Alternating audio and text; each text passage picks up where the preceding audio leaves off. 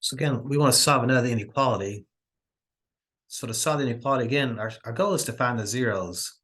Again, to find the zeros, one of the things is the right-hand side's got to be set to 0. So 16 is going to have to come over to the other side.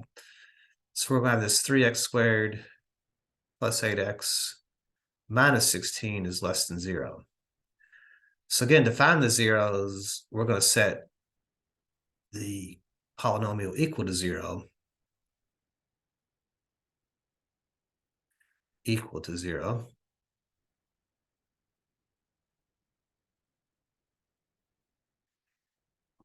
Now, I would like to get rid of this coefficient, but if I divide by 3, I'm going to create fractions. So if we're going to try to factor this and look at the answers, it does look factorable. So I like to use, when there's a coefficient in front of the quadratic term, I like to use the box as an organizer.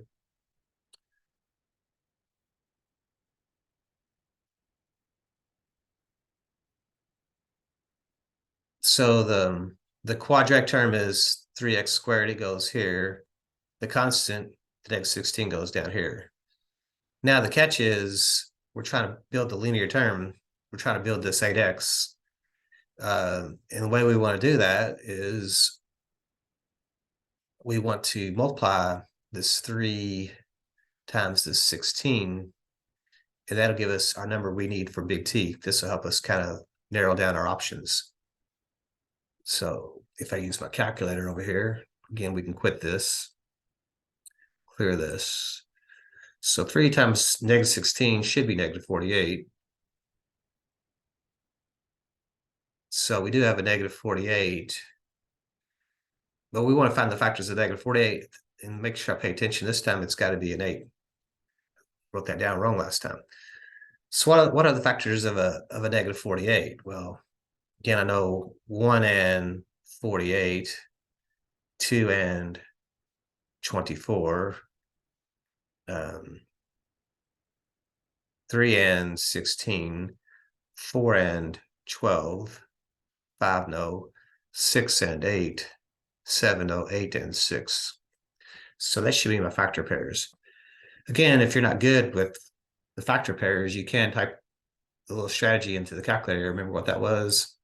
So I can just type the 48 in and divide it by x, and that'll create a table for me because x becomes our numbers that we're using on the left side of the column. They become our input values.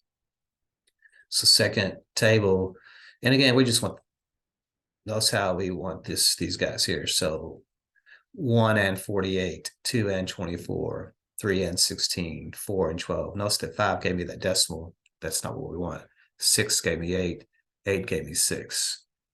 So it gives me basically the same kind of pattern here. What I'm looking for, though, is this negative 8. Which one of those could possibly give me this negative 8? Looks like this 4 and 12 does. For this to work, though, one of them's got to be negative. But to get a positive 8, the small number's got to be negative. So what I'm thinking is this negative 4 times 12. So if I double check that, does negative 4 times 12 give me negative 48? Yeah. Does negative 4 plus 12, does it give me positive 8? It does. So it passes those two tests. So these become the linear terms, the coefficients of my linear terms inside here. So this becomes then a negative 4x, and this becomes a 12x. So that gives me my 8x there. So what happens is we now want to factor this. And the way we do this is we identify the GCF of the top row. The only thing I see in common with a 3x squared and a negative 4x would be an x. And then I basically just start figuring out, using logic, what times x is 3x squared? Well, wouldn't that be a 3x? 3x times x is 3x squared. What times x is negative 4x? It seems like I'm missing a negative 4 there. Negative 4 times x is negative 4x. Then if I come down here, what times 3x is 12x? Or again, you can use division and divide 12 by 3. 12 divided by 3, that gives me 4. Does 4 times 3x give me 12x? Yeah.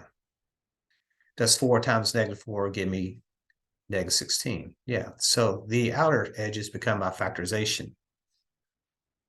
So this becomes then x plus 4 times 3x minus 4 is equal to 0.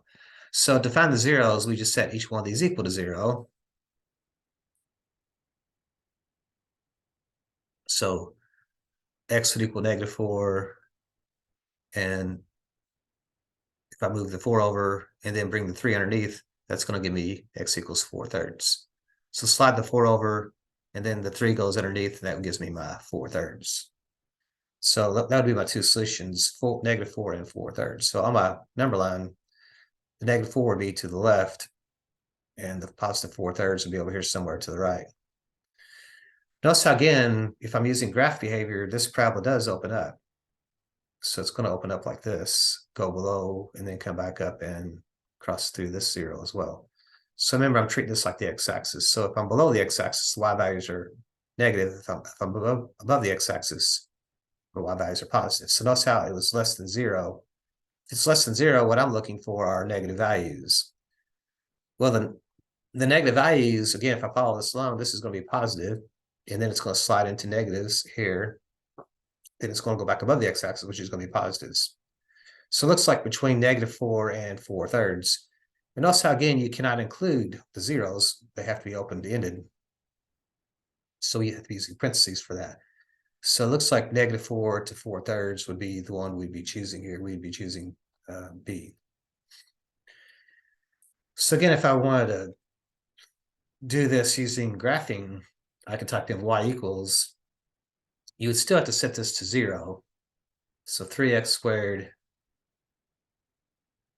plus 8x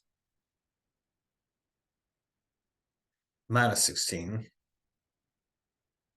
If I graph it, notice that the graphing behavior is there, but notice how I get this kind of a tricky number there. You could try to use zeros on this if you hit second calculate and try to find the zeros, number 2. This one looks pretty clear, 1, 2, 3, 4. But this one doesn't look as clear.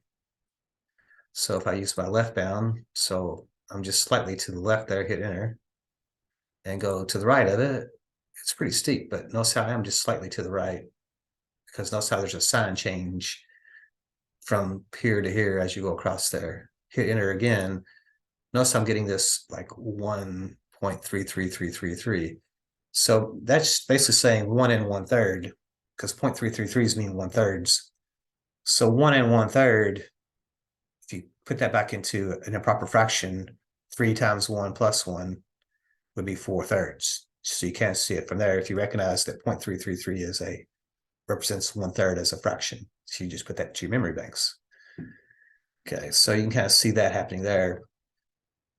And notice that it's below the x-axis between those two values there.